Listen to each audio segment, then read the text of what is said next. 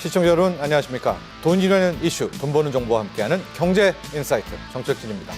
트럼프 대통령 취임 후 도입된 10% 대중 추가 관세와 이에 따른 중국의 보복 관세가 현실화되면서 미중 무역 전쟁 점점 본격화되고 있는데요. 이런 와중에 중국의 시진핑 주석 민영 기업 좌담회를 열고 레드테크 기업 총수들을 한자리에 불러 모았습니다. 그리고 바로 이 자리에는 중국 IT의 아이콘이죠. 알리바바가 함께하면서 지난 10년간 투자했던 돈보다 향후 3년간 더 많은 액수를 AI 분야에 투자하기로 약속을 했습니다. 자, 오늘 첫 번째 이슈로 AI 총력전에 돌입한 중국, 그리고 이에 맞서는 미국의 행보, 이 미중 갈등에 대해서 살펴보고 우리 한국의 대응은 어떻게 돼야 될지 함께 나눠보도록 하겠습니다. 자, 두 번째 이슈입니다. 지난 18일 국회 기획재정위가 반도체 기업의 종합 투자세 공제율을 현행보다 5%포인트 높여주는 이 내용을 골자로 한 조세 특례 제한법 개정안, 일명 K칩스법을 심의 의결했습니다. 자, 오늘 두 번째 이슈는 이 K칩스법 통과가 K반도체에 어떤 영향을 주게 될지 살펴보도록 하고요. 큰 틀에서 우리 K반도체가 트럼프 2기에 어떤 방향으로 나아갈지 그 전략도 짜보도록 하겠습니다. 이와 함께 일론 머스크의 xAI 회사가 최근에 공개했던 새로운 생성형 AI 그록3에 대한 이야기까지도 여러분께 자세히 설명해 드리도록 하겠습니다. 자, 경제인사이트는 유튜브 경제인사이트 채널을 통해서 실시간 시청이 가능합니다. 많은 시청 부탁드립니다. 먼저 금융시장 흐름부터 살펴보겠습니다. 국내 주식시장 상황 알아보도록 하죠. 자, 오늘 지난주 금요일 미국 증시의 낙폭이 커서 큰 우려로 시작을 했었는데요. 장 초반의 하락폭을 빠르게 만회하고 있습니다. 현재 시각 코스피 1% 넘게 하락하다 현재 낙폭은 0.4%, 0.5%로 줄이면서 2,640선을 함께 트라이를 하고 있고요. 코스닥 역시 낙폭을 상당히 줄였습니다. 1% 넘게 급락 출발을 했지만 이후 빠르게 회복을 하면서 마이너스 0.2%, 0.3% 정도까지 올라오면서 772선까지 올라온 그런 상황입니다. 다만 이 수급 동향을 좀 보면 외국인 투자자들, 코스피, 코스닥 모두 매도로 대응을 하고 있고요.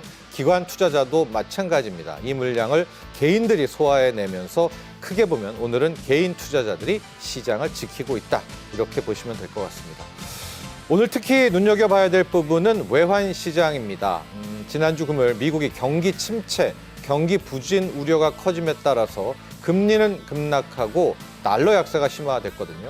이에 따라서 달러 약세, 엔화 강세, 그리고 원화 강세로 이어지면서 환율 1,420대까지 떨어졌습니다. 자, 이런 추이라면은 조금 더 원화 강세 국면을 지켜볼 수 있을 것 같은데요. 내일 한국은행 금통위 금리 결정에도 큰 영향을 미칠 예정입니다. 암호화폐 시장 보도록 할까요? 여러분도 들으셨겠지만은 큰 뉴스가 있었죠. 북한 해커의 소행을 하고 보여지는데 바이비트에 이조 넘는 해킹 사건이 있었습니다. 아마 이 뉴스가 전반적으로 부정적 영향을 보이고 있는데 비트코인 가격 우리 원화로 1억 4천만 원대가 깨지면서 현재 시각 1억 3,900만 원대에서 움직이고 있는 그런 흐름입니다. 자, 지금까지 현재 금융시장의 흐름 짚어봤습니다. 자, 첫 번째 이슈 바로 돌입하도록 하겠습니다. 먼저 준비된 영상 보시고 난 뒤 이야기 이어가죠.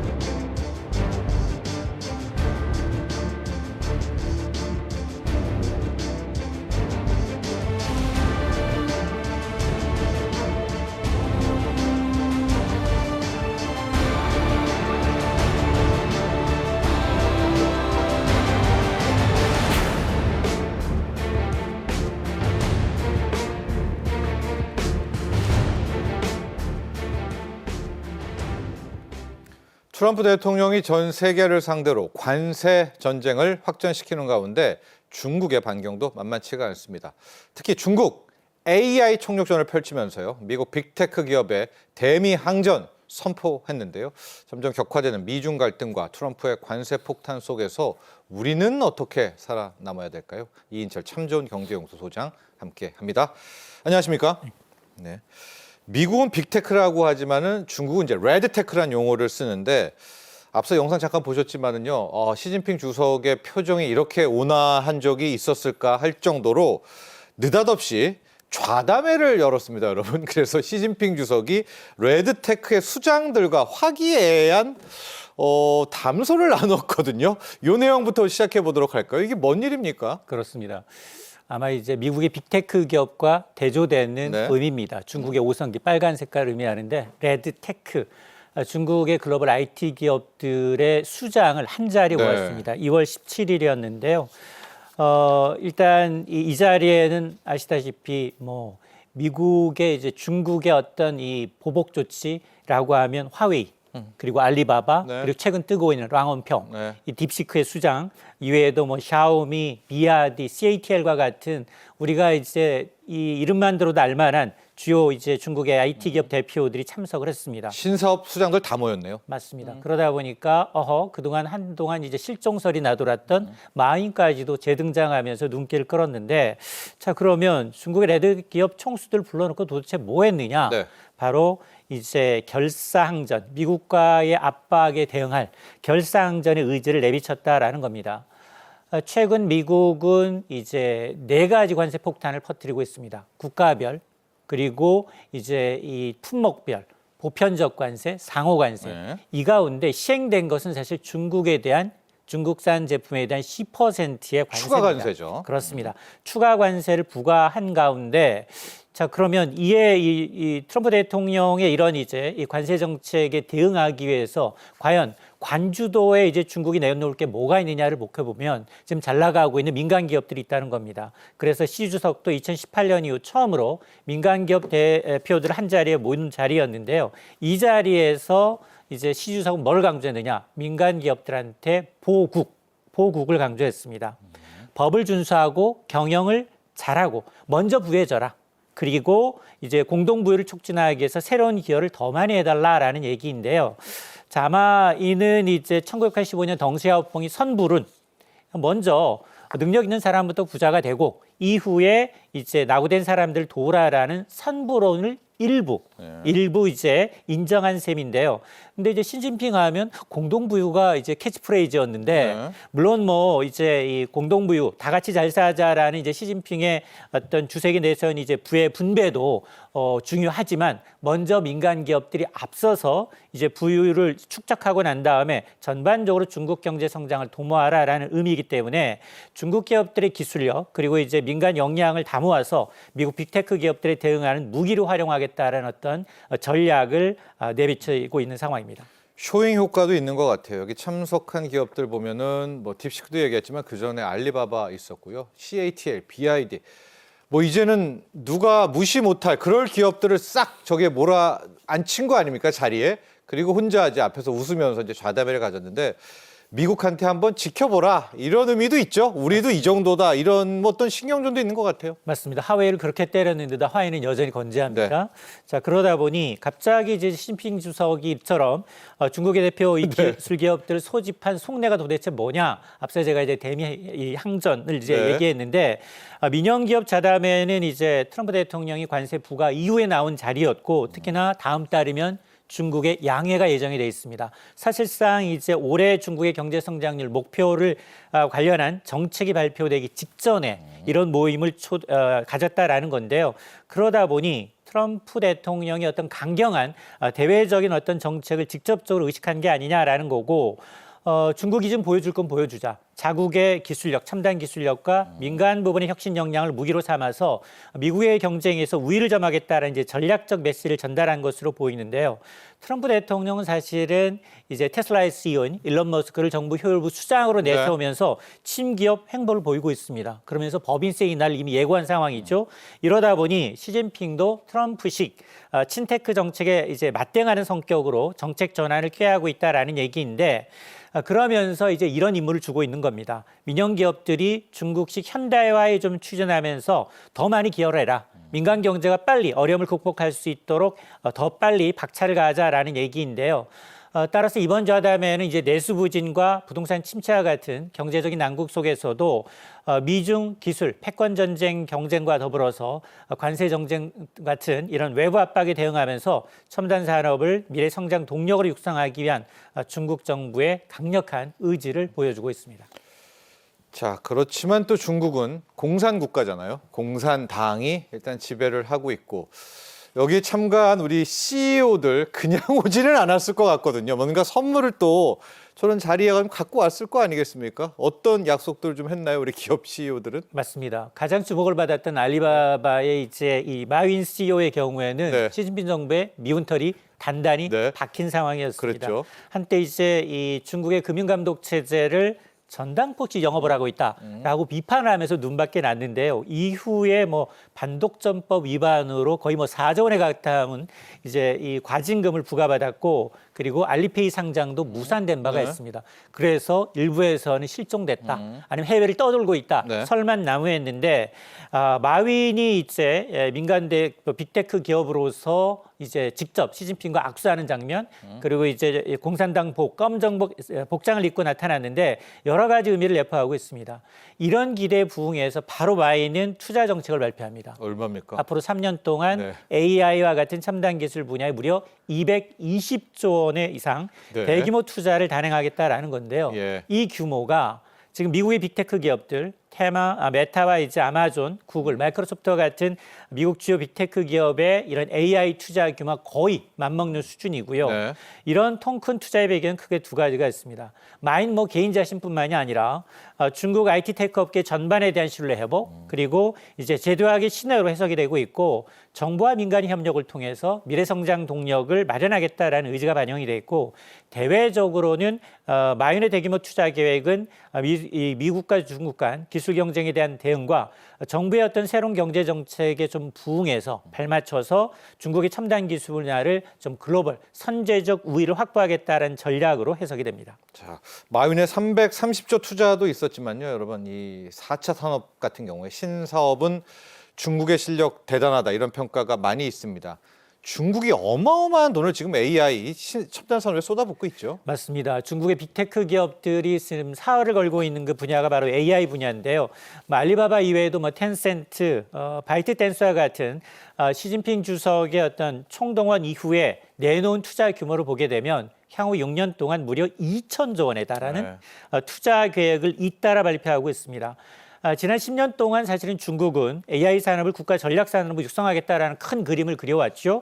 이후에 정부는 초비 자본금으로 600억 위안의 규모를 투자기금 조성으로 기금으로 내놔서 민간 투자와 기술 혁신을 적극 지원해 왔는데 이런 가운데 이제 2030년까지 AI 시장 규모가 한 5조 6천억 위안으로 목표를 삼고 있는데 자국산 AI 모델을 해외로 수출하겠다는 계획까지 동시에 추진하겠다는 겁니다.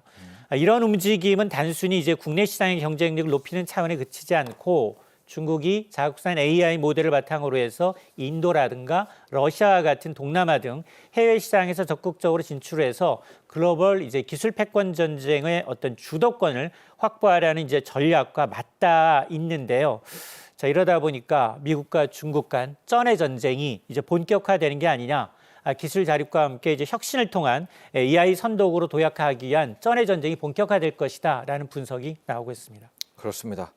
그런데 아마 트럼프 대통령과 미국은 이런 모습이 좀 눈에 거슬렸나 봅니다. 지난 주말에 USTR 미국 무역 대표부가 엄청난 규제를 확정지은 것은 아니고 이제 언급을 했는데요. 미국 항구에 들어오는 중국 해운사 그리고 중국 해운사가 아니더라도 중국 배에 대해서 상당한 액수의 수수료를 부과하겠다. 이 내용도 한번 보도록 하죠. 그렇습니다. 와, 이건 정말 대단한 것 같아요. 맞습니다. 대부분의 이제 수출 물동량이 이제 선박을 통해서 그러겠죠. 이루어지는데 네. 그런데 지금 미국 정부가 중국의 조선 해운 산업을 겨냥한 이제 이 조치를 강화하고 있습니다. 미국의 USTR 뉴욕 대표부가 중국의 해양 조선물류 산업의 장악력을 좀 견제하기 위해서 중국선사와 중국산 이 선박과 관련해서 국제 해상운송 서비스의 수수료를 부과하겠다는 겁니다. 이 추진안을 들여다보면 중국선사의 선박이 미국의 입항할 때마다 선박당 네. 최대한 100만 달러, 14원이고요. 네. 또 하나 선박에 이제 쌓는 물건에 따라서 톤당 최대 1,000달러, 네. 약 144만 원 가량의 수수료를 부과하는 내용을 담고 있고, 그리고 아울러서 중국산 이제 이 선박이 여러 대다 복쇄 선박을 운영하고 있다면 그 수수료를 더 올리는 방안까지 검토를 하고 있다라는 겁니다. 이와 함께 이제 USTR은 이제 미국산 제품의 미국 선박 이용을 촉진하기 위한 규제안도 마련하고 있는데요. 해당 정책이 시행이 되게 되면 해상 운송되는 미국 제품에는 최소 1%에 달하는 미국선사의 미국선적 선박을 통해야 수출이 가능하고, 이 조치는 2년 후에는 3%, 3년 후에는 5%, 7년 후에는 15%로 최소 기준을 점진적으로 높여가서 궁극적으로 미국 제품들이 미국 선적에 미국산 선박을 통해서만 수출해야 된다라고 이제 규제를 하고 있는 상황인데요. 이는 아마 이제 중국이 그동안 이제 이 자국 정부의 지원을 받아서 글로벌 조선 2위 업계로 도약을 했는데, 이걸 좀 겨냥하면서 미국이 자국산 조선업을 보호하고 불공정 경쟁을 좀 방지하기 위한 차원이 아니냐라는 해석이 나오고 있습니다. 네. 오늘 국내 증시를 보면 국내 해운주들이 급등하고 있습니다. 아마 이 뉴스 때문이기도 한데, 앞서 우리 소장님이 얘기했던 미국산 제품은 미국산 선박으로 가자. 이거 불가능하죠. 지금 미국 조선업은 완전히 몰락했는데, 결국 그러면은 반사 이익은 우리 아니면 일본이 가져갈 수 있다. 이런 평가가 좀 많은 것 같아요. 이게 정말 시행이 된다면요? 그렇습니다. 사실 미국 조선은 한때는 세계 최강이었습니다. 네. 근데 지금 실정은 전 세계 지배율은 1%대도 못 미칠 정도로 미미한 상황인데요. 자, 그러다 보니 지금 US달러의 조치는 중국 선박의 운송 비용을 인위적으로 높이는 결과를 초래하기 때문에 중국의 해운 경쟁력은 떨어질 수밖에 없습니다. 네. 앞서 이제 지금 현재를 보게 되면 중국이 거의 절반 이상의 조선 점유율을 가지고 있고, 이 한국과 일본이 2, 3위를 기록하고 있는데, 미국의 점유율은 1% 이하로 떨어져 있는 상황입니다. 따라서 이번 조치로 인해서 중국의 이 선박 운영 비용이 늘어나게 되면 국제 해상 운송 시장에서 중국 선박의 이제 가격 경쟁력이 떨어지고, 이걸 블룸버그 통신은 이로 인해서 한국과 일본의 조선업계가 오히려 반사이익을 얻을 것으로 예상을 하고 있습니다. 한국과 일본은 오랜 이제 조선 기술과 더불어서 효율성을 바탕으로 해서 글로벌 시장에서 선박에 대한 신뢰가 좀 큰 상황인데요. 네.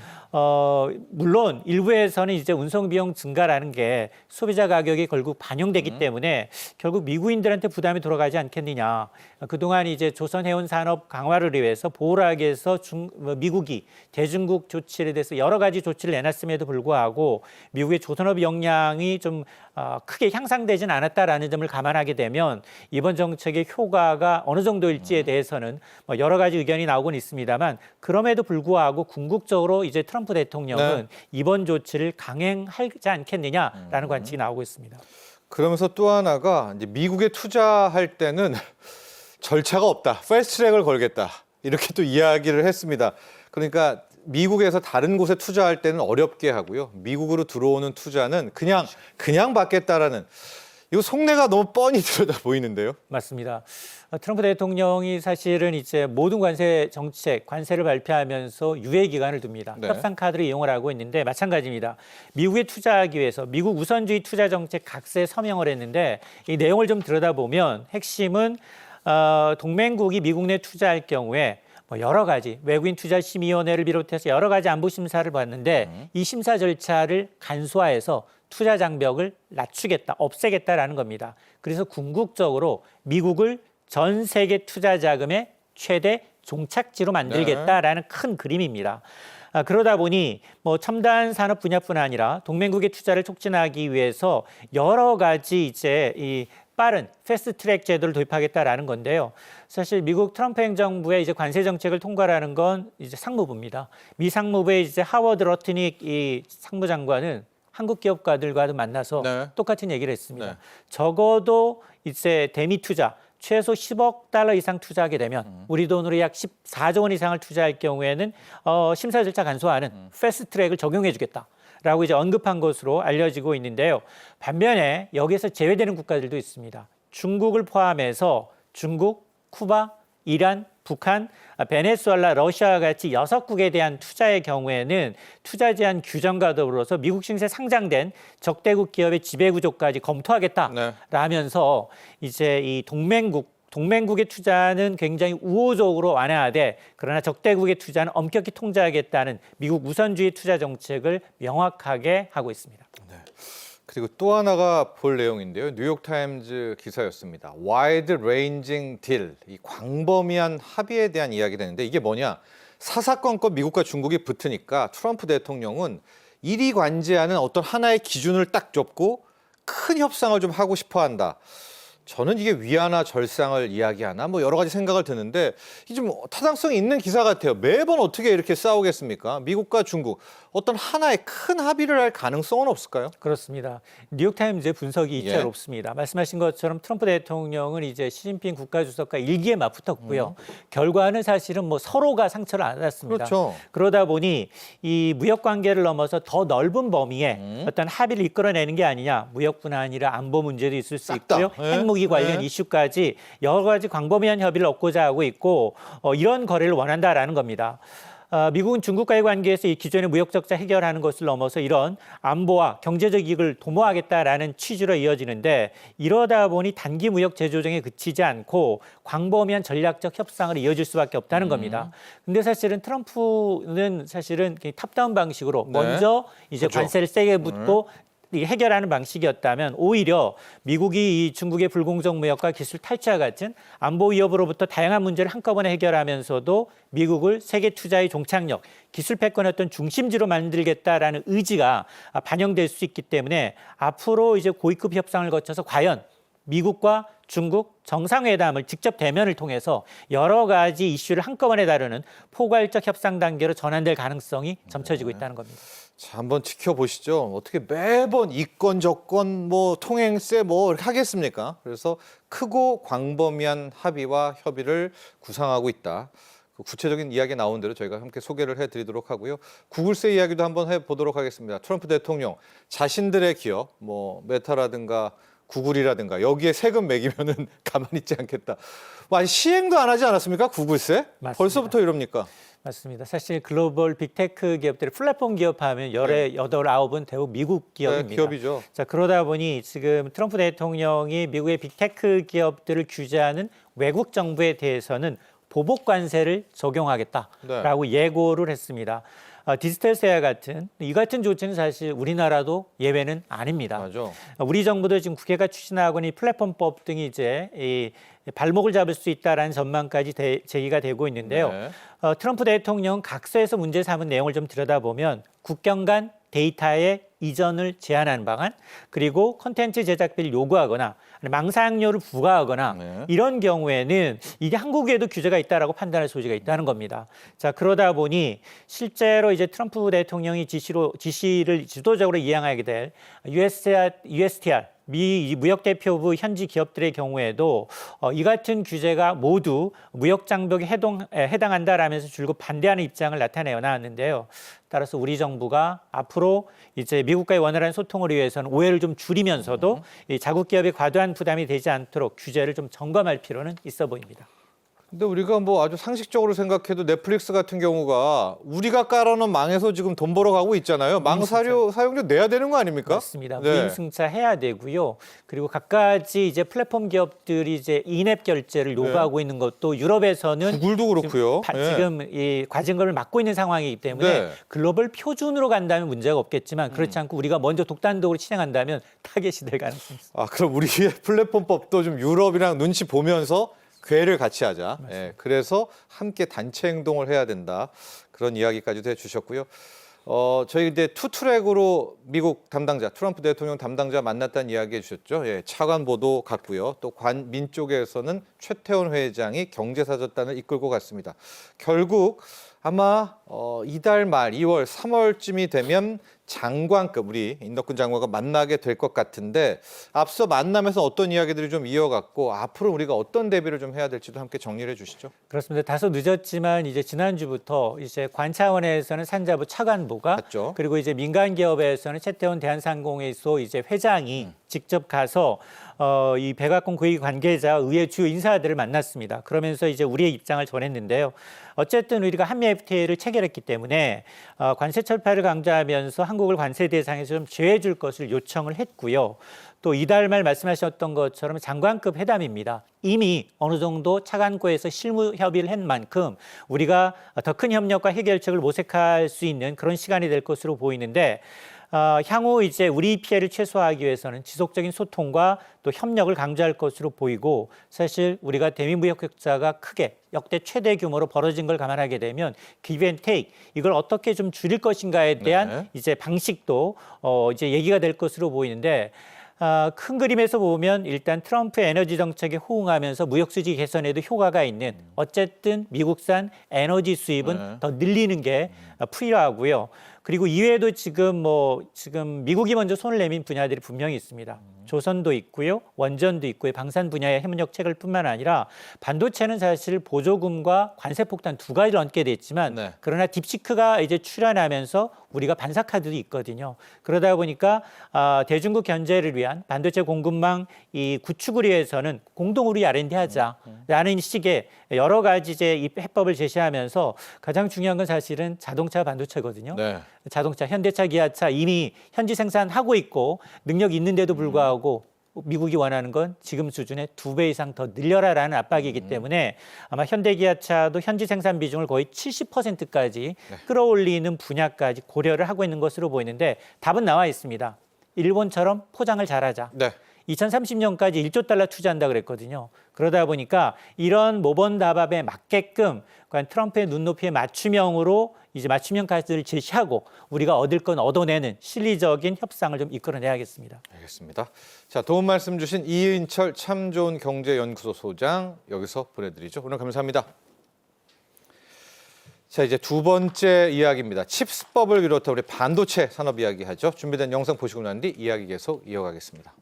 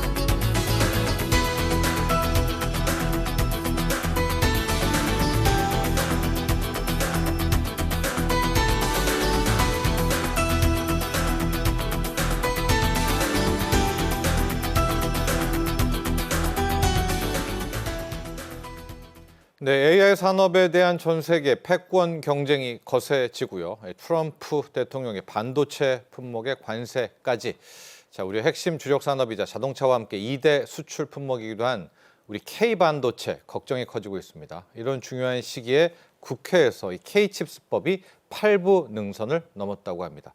앞으로의 대응 전략 찾아보도록 할 텐데 K칩스법 내용 보고요. 이와 함께 요즘 세간의 화제죠. 일론 머스크의 그록3에 대한 이야기까지도 함께 여러분께 들려드리겠습니다. 노근창 현대차 증권 리서치 센터장 모셨습니다. 안녕하십니까? 안녕하십니까? 네. 먼저 K칩스법 이야기를 해야 되겠습니다. 현재 상황까지만 보면 이제 기재위, 기획재정위를 통과를 했고요.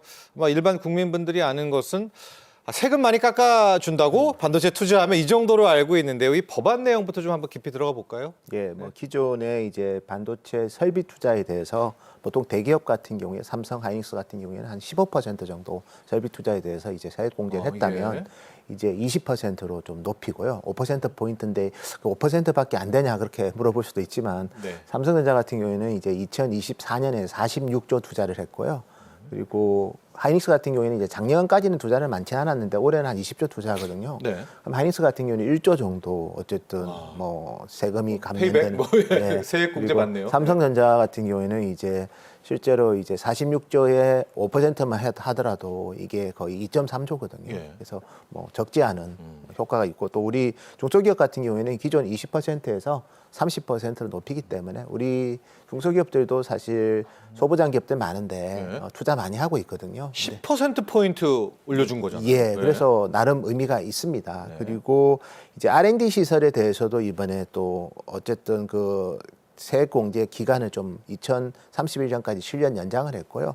그리고 R&D 시설하고 이제 설비하고는 조금 다르긴 합니다. 그래서 생산 설비는 실제로 웨이퍼를 투입해가지고 이제 칩이 나오는 공장이고요. 네. 보통 뭐 규모가 상당히 수십조가 들어가죠. 근데 R&D 시설 같은 경우도 요즘은 좀 메가 R&D 센터를 좀 많이 만들려고 합니다. 그래서 뭐 특히 요즘 반도체 기술 경쟁이 격화되다 보니까 이제 전공정, 후공정을 동시에 잘해야 되는 그런 시대가 됐고요. 네. 전공정 같은 경우에는 사실은 뭐 기존의 EUV 노광 장비보다 좀 더 이제 파장이 더 짧은 극자외선보다 더 짧은 하이 NA 장비라는 게 있거든요. 예. 예, 그 이 장비 이제 도입을 이미 인텔 같은 경우에는 뭐 좀 해산 힘들지만 미국 오리간에 세계 최초로 이제 그 투자를 했고 TSMC가 그 투자를 합니다. 그래서 예. 삼성도 이제 사실은 이제 뭐 용어는 좀 단축해서 부르지만 내용은 아주 특별하지는 않고 이제 NRNK라는 그 R&D 시설을 지금 기흥에다가 네네. 만들려고 하는데 그게 이제 New R&D 기흥 그걸 줄임말입니다. 예, 네. 거기 한 20조 정도 투자할 거고 뭐 전 2030년까지 투자할 거고요. 근데 이런 부분에 대해서도 지금 R&D 시설에 대한 투자에 대해서도 기존에 뭐 1%였다면 이제 20%니까 규모가 상당히 크죠. 그렇네요. 예, 그래서 이런 식의 세대상의 혜택 뭐 상당히 저는 뭐 그래도 이제 다른 나라 수준은 되는 것 같아요. 네. 예, 미국하고 일본 정도는 되는 것 같고 그리고 이제 미국, 일본은 이제 우리나라랑 좀 다른 게 이제 아예 보조금을 줘버리거든요. 네. 공장 지을 때 돈을 줘버리는 거죠. 지금은 투자한 거에 대해서 세금을 깎아주는 거라면 세금 감면이라면 미국, 일본은 이제 세액 공제는 기본으로 가지고 있는 상태에서 공장 지으라고 돈을 아예 줘버리는 그러니까 좀 우리보다는 여전히 좀 혜택은 왜냐하면 뭐 미국은 특히 대만 TSMC한테 자꾸 트럼프 대통령께서도 이제 기술을 뺏겼다고 자꾸 얘기를 하면서 반도체 투자를 많이 장려하고 있기 때문에 네. 그 혜택을 좀 더 주는데 어쨌든 우리나라 기업들이 좀 역차별 받으면 안 되기 때문에 그렇습니다. K칩스법은 그래도 네. 저희가 봤을 때는 이 정도 레벨에서만 일단 출발하는 것도 저는 괜찮을 것 같습니다. 좋아요. 아까 표를 한번 다시 보여주시겠습니까? 거기 보면 이제 반도체 시설에 대해서는 5%포인트, 10%포인트지만 밑에 우리 센터장님께서도 얘기했지만 R&D 시설 저게 엄청난 것 같아요. 대기업이 1% 해주다가 지금 20%를 해주게 되니까 예. 아마 저런 내용들 때문에 저 K칩스법 통과됐다 저렇게 얘기한 뭐 아직 본회의는 통과 안 됐지만 통과가 되겠죠. 굉장히 주가가 올랐잖아요.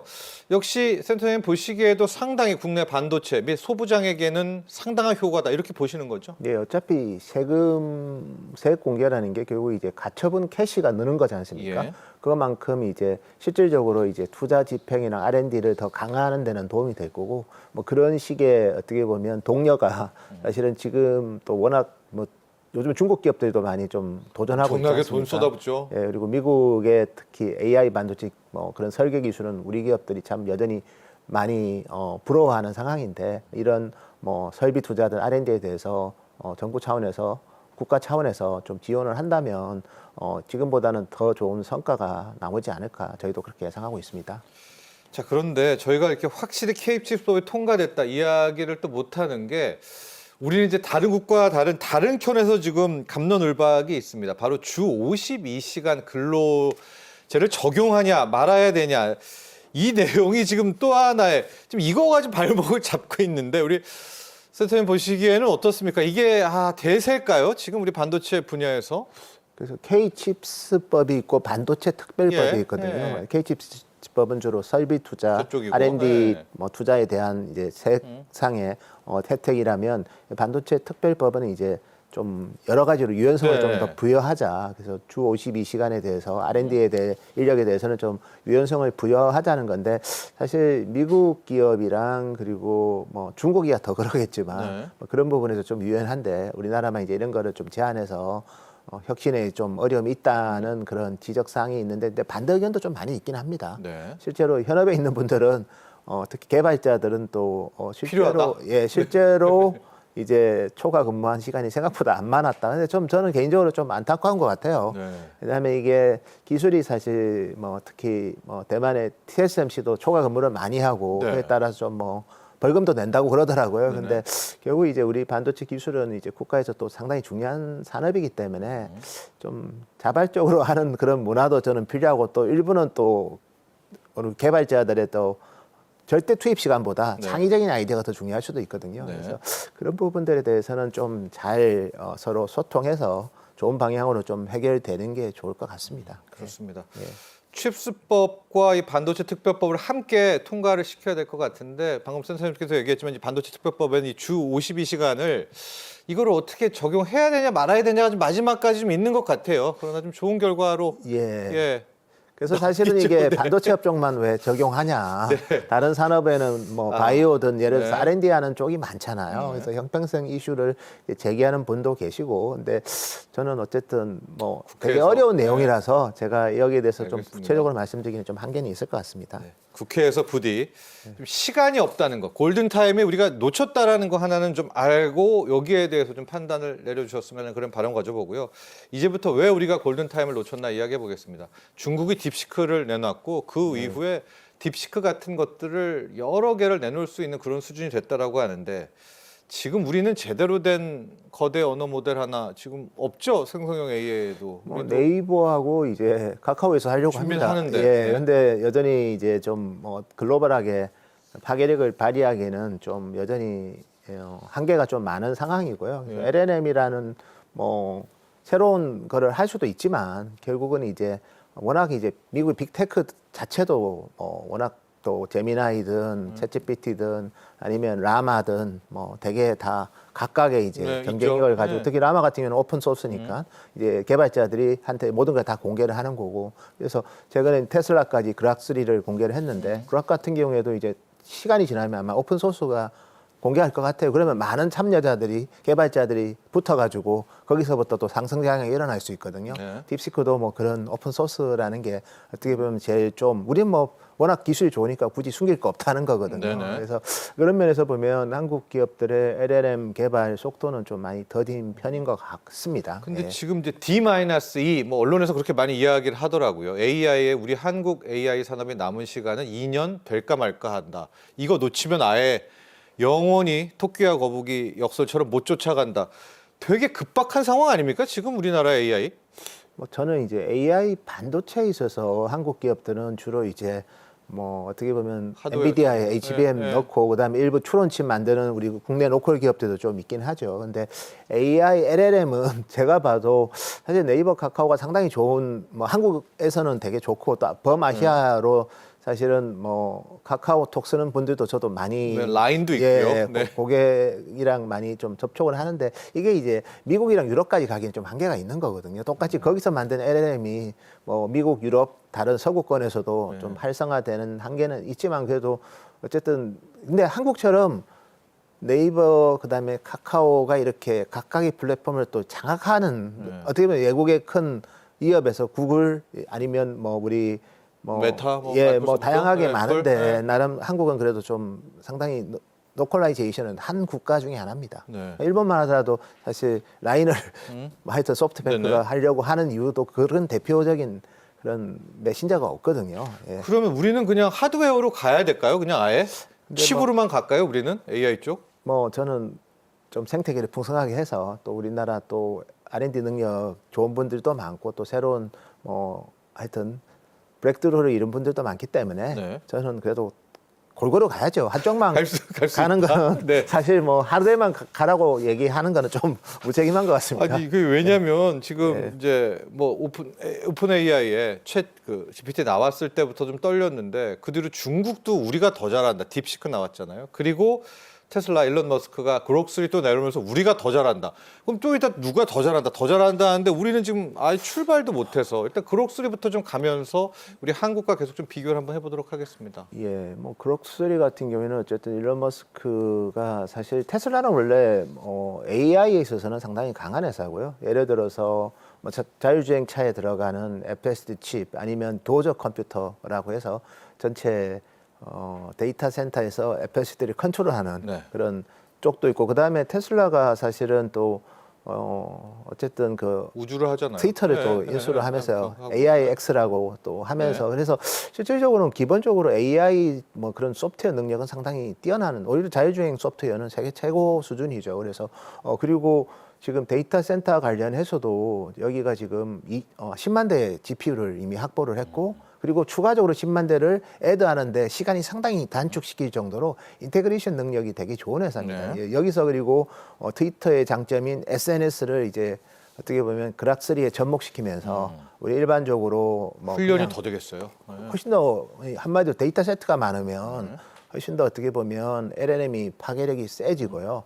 여기에 이제 또 추론 쪽 그리고 우리가 사실 자율주행도 냉정하게 보시면 이제 추론 능력이 중요하거든요. 그 순간에 바로 대응을 해야 되기 때문에 그래서 이번에 추론에 5Y라고 해서 5가지 이유를 들어가지고 뭘 설명하는 그런 거는 상당히 좀 경험적으로도 저도 많이 좀 놀라긴 했습니다. 네. 어쨌든 다만 이제 뭐 일론 머스크 주장대로 우리만 압도적이다 이렇게 말하는 거는 그렇고 계속해서 챗 GPT든 아니면 뭐 메타든 그리고 뭐 구글이든 네, 계속해서 또 중국이든.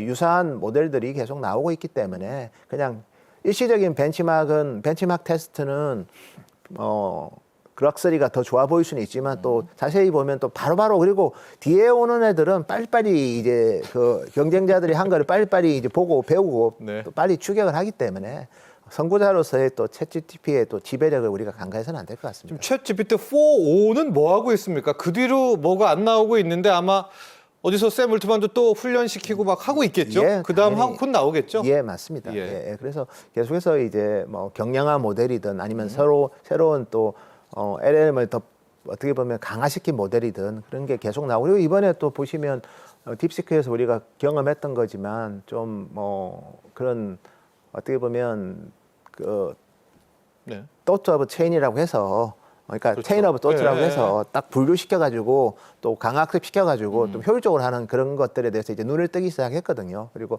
하드웨어 같은 경우에도 특히 추론 쪽 같은 경우에는 다이나믹 퀀타이제이션이라고 해서 상당히 어떻게 보면 부동 소수점을 빨리 정수화시키는 그리고 이거를 코덱 시켜가지고 인코딩 시키고 디코딩 시키면서 계속해서 이제 하드웨어를 좀 효율적으로 쓰는 그런 대안 기술들도 많이 나오고 있기 때문에 궁극적으로는 뭐 저는 학습 쪽 LLM도 뭐 계속해서 좀 고도화 되겠지만 이 추론 쪽 시장이 상당히 확산이 되고 있기 때문에 궁극적으로는 이제 AI에 대한 뭐 예를 들어서 제가 이제 최근에 만났던 뭐 그 우리 기가바이트라고 이제 대만에서 주로 이제 PC 관련된 서버 관련된 회사가 있는데 거기 같은 경우에도 보면 이미 네이버하고 SKT가 그 엔비디아의 아주 최첨단 NVL72를 구매할 계획을 갖고 있더라고요. 그래서 사실은 이제 뭐 우리나라 기업들도 그런 투자를 많이 합니다. 그리고 중요한 거는 이제 그런 특히 딥시크가 보여준 그런